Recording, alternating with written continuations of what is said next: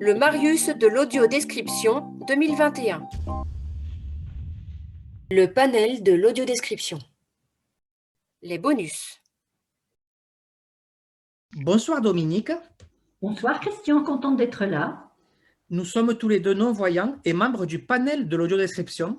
Et pour en parler aujourd'hui, nous sommes ravis d'accueillir l'un de ses créateurs, Guy Rochereau. Bonsoir Guy.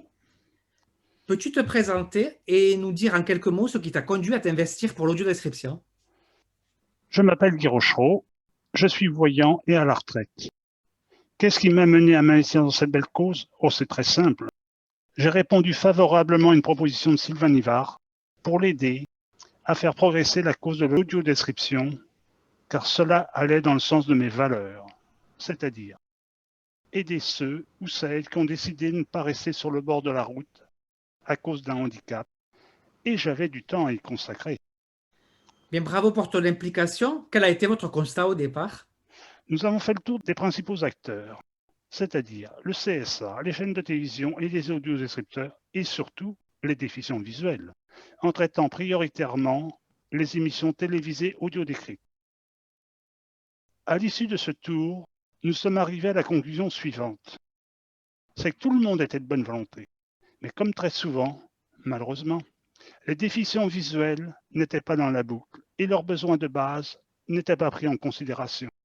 Par exemple, l'accessibilité à l'audiodescription était très difficile ou inexistante, que ce soit avec une antenne terrestre, un opérateur ou tout simplement parce que le modèle de téléviseur ne permettait pas d'accéder à l'audiodescription. Le choix et les heures de diffusion n'étaient pas adaptés, 23 heures, 5 heures du matin, etc. Il faut savoir que tous les déficients visuels ne sont pas des insomniaques. Et enfin, le commentaire souvent entendu était « Mais qu'est-ce qu'ils veulent, les déficients visuels ?» Et si je comprends bien, c'est pour nous mettre dans la boucle, nous les déficients visuels, que vous avez créé ce panel. Exactement. Très rapidement, nous sommes arrivés à la conclusion qu'il fallait regrouper les déficients visuels entre eux pour qu'ils s'expriment d'une seule voix et que celle-ci ait du poids dans l'expression de leurs attentes. Dès sa création, l'accent fut mis sur l'accessibilité physique à l'audiodescription grâce à l'aide de l'AVH et de la solidarité des membres du panel entre eux. L'accent fut mis aussi sur un noyau de déficients visuels volontaires en leur donnant les notions de base afin qu'ils parlent le même langage au sein et à l'extérieur du panel. Cette formation de base a été donnée par des audiodescripteurs, AVH, en aparté, etc., allant même jusqu'à intégrer certains de ceux-ci au sein du panel. Arriva l'étape de la maturité, au cours de laquelle les déficients visuels ont consolidé et diffusé leurs ressentis sur l'audiodescription auprès des différents acteurs concernés. Tous les mois, je diffusais à ces derniers les commentaires des déficients visuels à l'état brut. Les propos émis n'étaient pas toujours très tendres, mais ils étaient spontanés. Ce qui explique les relations assez tendues que j'avais avec les professionnels de l'audiodescription rencontrés, et on me faisait comprendre gentiment qu'ils étaient aussi bien placés que moi pour défendre les déficients visuels. C'est pour sortir de ce cadre de discussion théorique que j'ai demandé à Dominique Bertucca, aveugle, membre du panel, de m'accompagner à l'occasion de la rencontre suivante, afin qu'un déficient visuel s'exprime directement, sans intermédiaire, auprès de professionnels de l'audiodescription. Exemple, lors d'une rencontre, Dominique Bertucca a exprimé son ressenti sur un film donné. Aussitôt, la responsable de cette société d'audiodescription est allée chercher la bande audio et après écoute a dit « Vous avez raison, Madame Bertucca, je ne l'avais pas vu sous cet angle-là. » Et depuis ce jour, les échanges ont toujours été très constructifs. Les déficients visuels ont en parallèle élaboré et diffusé eux-mêmes la première version de leurs attentes en 2012. Puis vient l'étape d'ouverture vers le monde extérieur.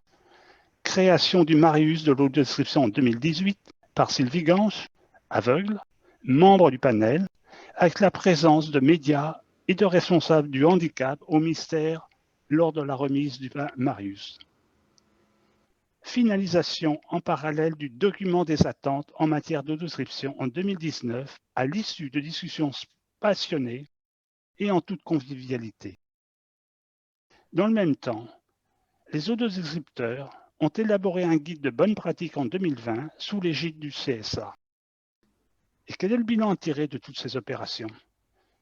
Aujourd'hui, de nombreux bénévoles de qualité ont pris la relève avec succès. Beaucoup plus d'émissions télévisées audio décrites. Et depuis 2020, seuls les films français audio décrits dès leur post-production bénéficient des aides du CNC. France Télévisions et Canal+ diffusent régulièrement des visions visuelles leurs programmes télévisés audio décrits. Et demain, tout devrait être audio décrit et accessible sans avoir réclamé. Par exemple, les replays devraient être systématiquement diffusés avec l'audiodescription. Les nouvelles technologies devraient être accessibles dès leur mise sur le marché. Exemple, les smartphones. Toutes les salles de cinéma devraient être équipées pour diffuser l'audiodescription, promis initialement pour 2015. Tout film diffusé dans une salle de cinéma devrait être diffusé systématiquement avec son audiodescription.